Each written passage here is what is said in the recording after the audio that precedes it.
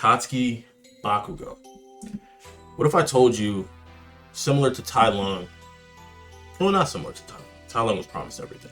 What if I told you, you were someone who wanted to be a hero, but everywhere you went, like, people was just on your meat, bro. Your power tough, bro. Your power tough, bro. You the truth, big bro. You the best, big bro. You know what I'm saying? That is Bakugo. And due to that and multiple psychological factors, he became someone who people thought could be a villain. You know, when he was picking his hero name, he chose, was it like King Destruction Murderer or something like that? That was the name he chose. Very volatile, very explosive, mirroring his power, right? He has the blonde hair, which you could argue is like kind of like a purity type thing, because kind of it's similar to the color white, but his eyes are red. Like, even in his character design, his teeth are always drawn pretty sharp. He's meant to be something that seems like volatile, but he's still a hero.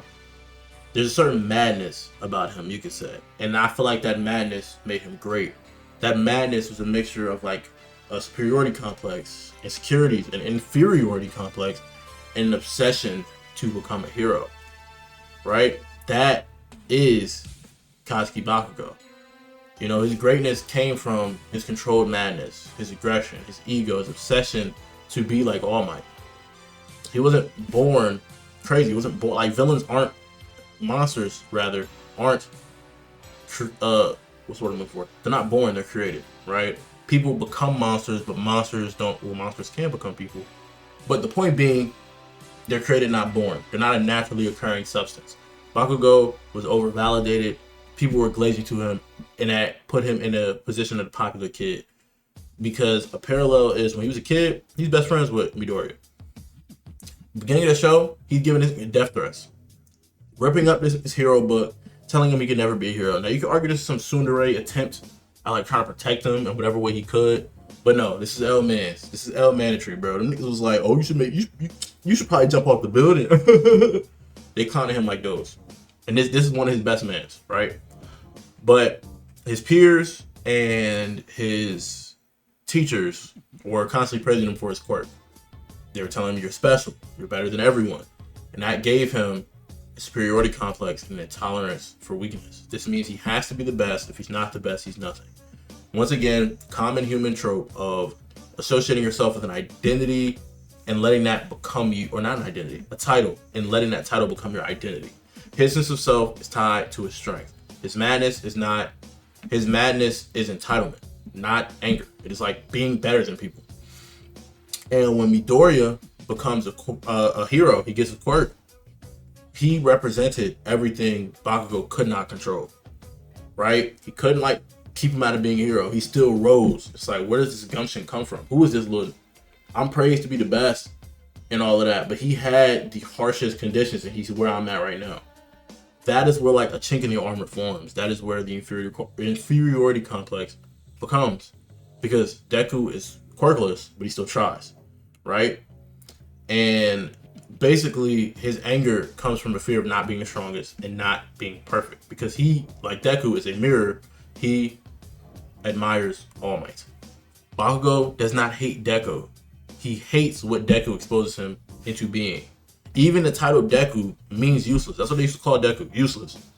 And he turned that into like his hero name, because like, you know what I'm saying, I don't like that. Y'all gonna see, bro. Y'all gonna see who really useless. Type mentality, right? But Bakugo knew him as Izuku Midoriya, the quirkless kid.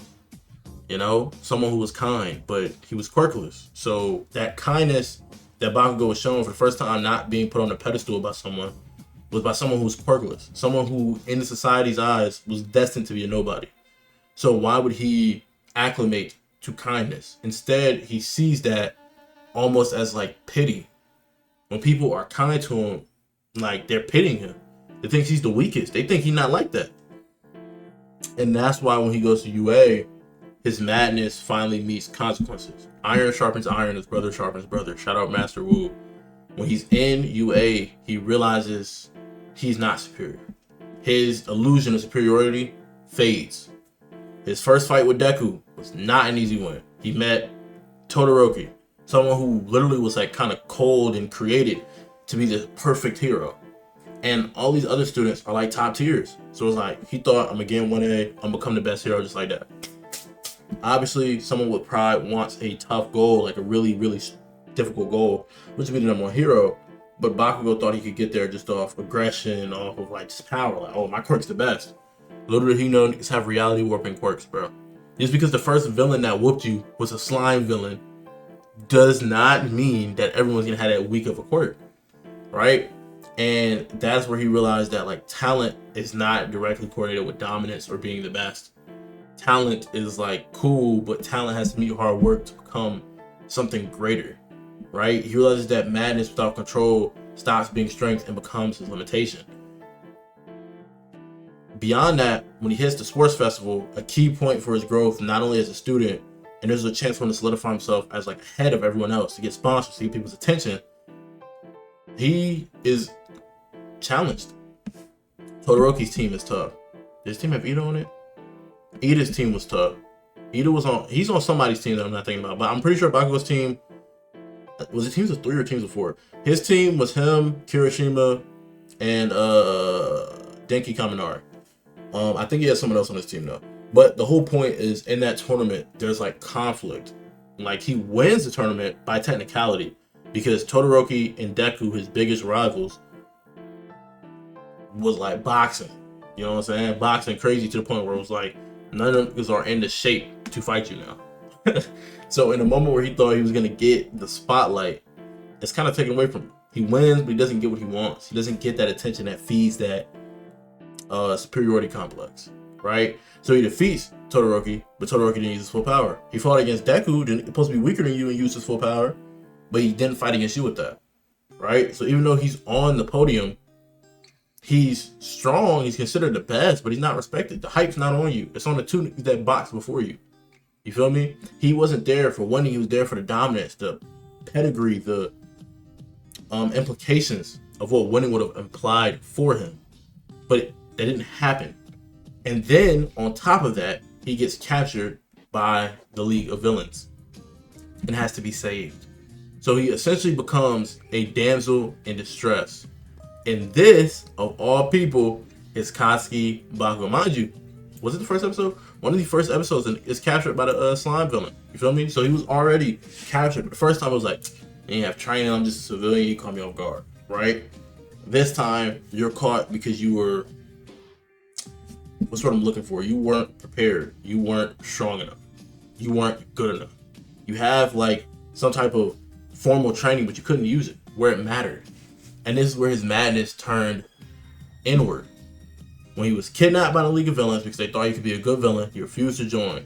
All Might comes to save him, which then makes him box old boy. When he boxes old boy, he points to Deku. They don't know he's pointing to Deku, but he points to everyone and is like, it's your turn now. You feel me? It's your turn to be great.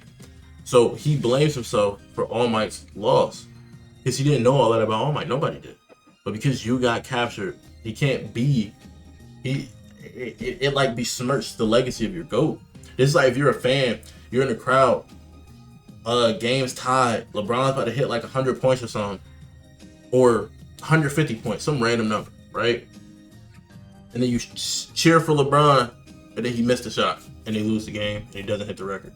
He still broke a record. Well, let's say 100 to make it better. He still broke a record. He just didn't beat the records that mattered. He hit 100 points. Oh yeah, he beat Bam and Kobe, but he didn't beat Wilt, and he didn't win the game because of what you did. That is the pressure that Bakugo kind of felt, and this was where like an emotional breakdown kind of happened. This is where guilt forced him to turn his madness, his anger inwards. It forced him to evolve. It cracked his ego, and then he gets that second fight with Deku, and it's not easy. It's not easy at all.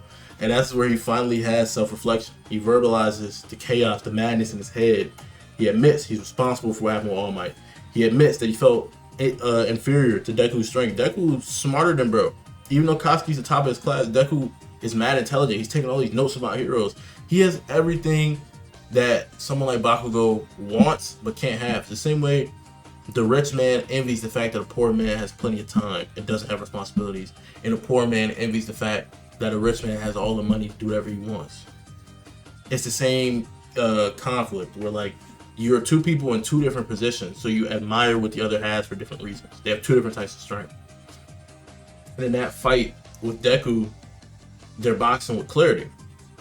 And it shows a shift from like this blind rage that was pointed outwards like Zuko in part 1 of Avatar, and is now pointed towards him being the best. And then he doesn't lose his madness. They go through the hero agency, they go through all types of like crucibles into him becoming not only a better hero but a better man. He trains with the best genius, someone who thinks has like a mid-tier quirk, but is top tier. So he learns control.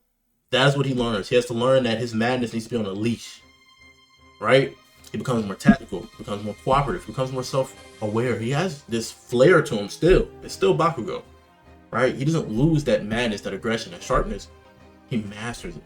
He ends up protecting Deku, someone he was jealous of. He ends up showing leadership, and his aggression becomes precision and not this wildly aimed chaos. And even like in the last chapters, if I'm not mistaken, he's the #1 hero. He gets something Endeavor couldn't achieve. He gets to kind of offload that guilt that he had for the world losing All Might by him replacing that in a way, right?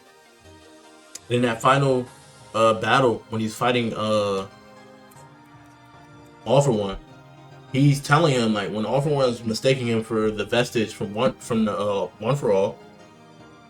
I get them mixed up. I'm trying to make sure I'm saying it properly. Bakugo says, I don't know what you're talking about. It's Katsuki Bakugo. This goes back to the Gojo question. Are you the strongest because you're Satoru Gojo, or are you Satoru Gojo because you're the strongest? This is Bakugo not craving this like title of the strongest. He's now realizing that he wants to be the strongest, he will be the strongest, but that title needs to be funneled through the lens of Katsuki Bakugo, of King Explosion Murder, not the other way around. He can't try to funnel and squeeze his personality into this singular, small, linear title, right? So the real message behind Bakugo's character is that madness alone does not create greatness, but refined madness turned into direction does. Early Bakugo is unstable and explosive, just like his quirk. But later on he realizes he doesn't have to use explosions from his hands. He can make every pore of his body. Like even in how he refines his quirk, it shows you the precision. He doesn't lose that explosive edge. He becomes explosive, more controlled. It's the same way pressure over area is equal to force. If I shot out a bullet the size of my fist, it's going to hit you with a certain pressure, but very likely it's not going to go through your body. But if you shoot a bullet the size of a pea with like, enough hardness, right, it will punch holes through things. And that's because once you get a certain amount of, once you can reduce that area and control that force, you get more out of it. You push a door from the far end of the door closer to the handle, just like that, boom, door is closed. But if you go close to the hinge and try to push that door closed, it requires 15 times more force. This is the basic acts of physics and the basic acts of leverage. In getting more control and where he applied his force and applied his madness, he became a problem. He became a better hero and a better man for it. Bakugo didn't become great by calming down. He became great by learning how to aim the storm he was. And that's the video. Appreciate y'all for watching. As always, Discord community and socials are linked down below. Make sure you drop a subscribe if you've been liking the videos and you want to be tapped in, see more of these. You can also reach me via the Discord. I respond to all comments, right, a small enough size on the channel where I can. So you can comment down below your favorite character, takes you agree with, takes you disagree with. And I appreciate y'all for the love in the Iroh video. That's going to hit like 400 views in like 2 hours. Not 2 hours, 2 days. Appreciate y'all. As always, stay happy, healthy, and hydrated. And you know what time to catch me in the next. Peace.